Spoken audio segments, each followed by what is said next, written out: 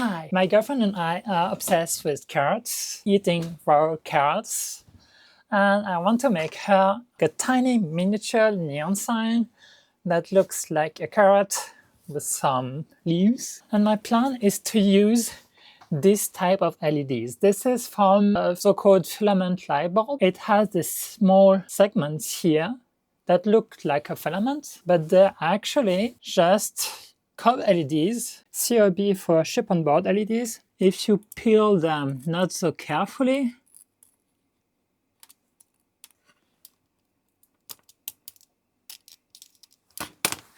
you're gonna see that on one side there's a lot of tiny itty bitty LEDs. So tiny that they look like a straight normal line. And turns out you can buy them as stiff and flexible strings, and they just need 3 volts. Look at them! Back in the day, we used to use EL wires, electroluminescent phosphor-coated wires, and are powered by AC voltage. They use a small transformer that you can have in this shape or as a circuit. Thing is that it's very dim and it makes a very annoying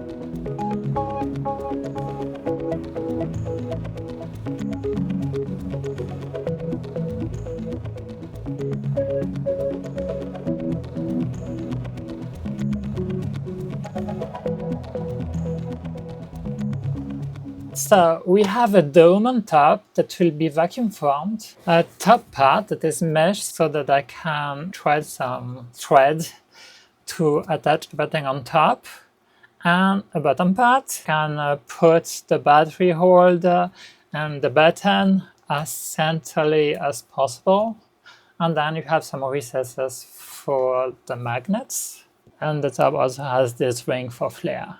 First test fit of the base is just a little too small, and the magnets are exactly the right size. And now we're printing the base here and the top mesh here.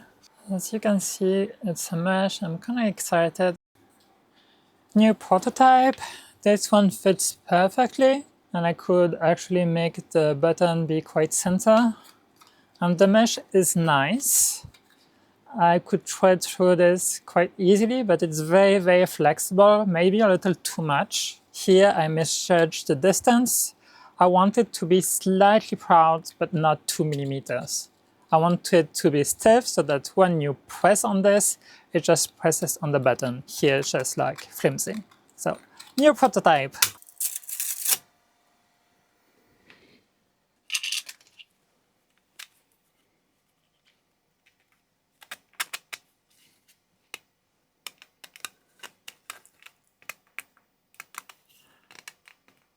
I think this one is good. It's snug, there's a very small gap and it's enough. And when you touch it, it presses the button.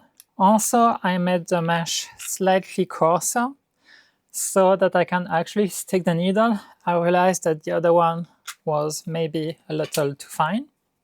Plus, I made it thicker, and this will help with not blowing. So I decided to swap the top for this one, which is a little less busy. And I feel like this matches the retro vibe I want without being too much. practically it works the same. You pretty much press on top of it and it clicks. It's not as good as if I had multiple buttons or if I added strings, but it's probably enough. I might also print the bottom shell out of the same PTG just to have it match, but yeah, pretty nice. Let's stitch carrots into this.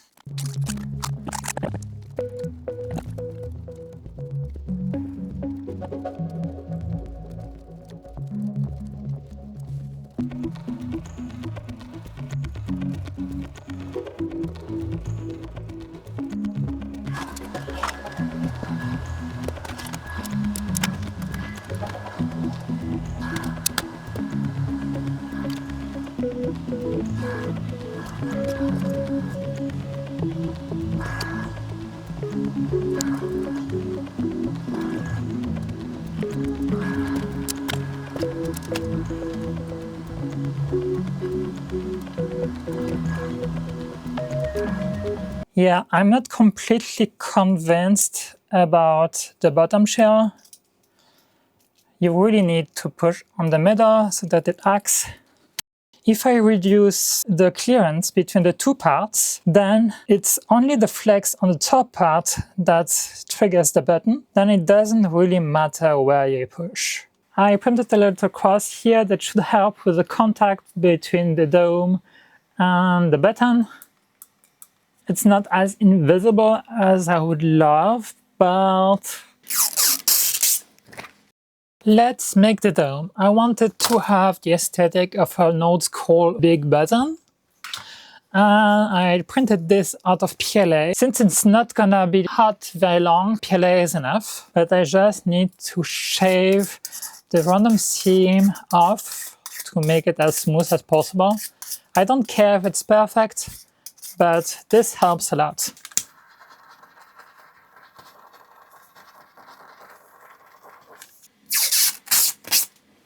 First, you load the sheet into the recess,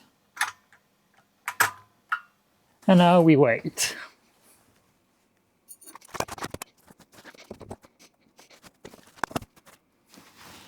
It's starting to droop pretty nicely.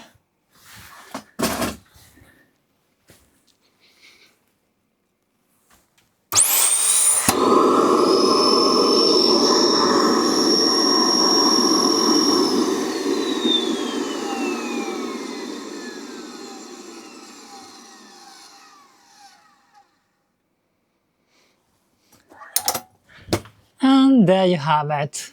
You know what I said about PLA? You can actually see the infill. So I might have to do it again in PTG or in ABS. But it's a diamond pattern. I don't really hate it. I'm gonna let this rest for a minute and see how it looks like. Let's assemble this. First the button and the battery here.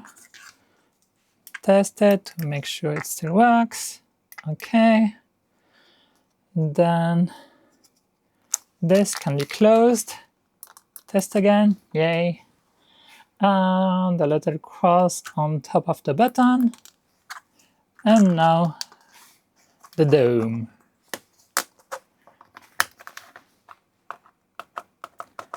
And it works. I'm gonna glue some magnets.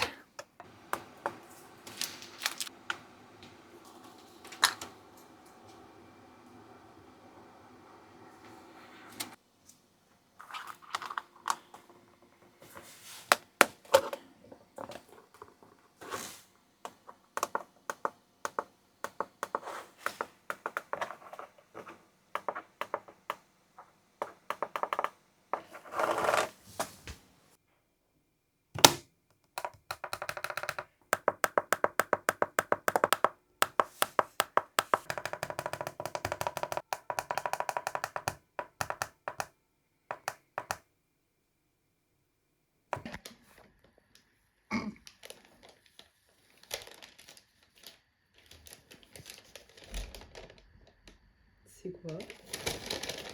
C'est un mini néon carotte pour le frigo. Avec des aimants. Appuie dessus.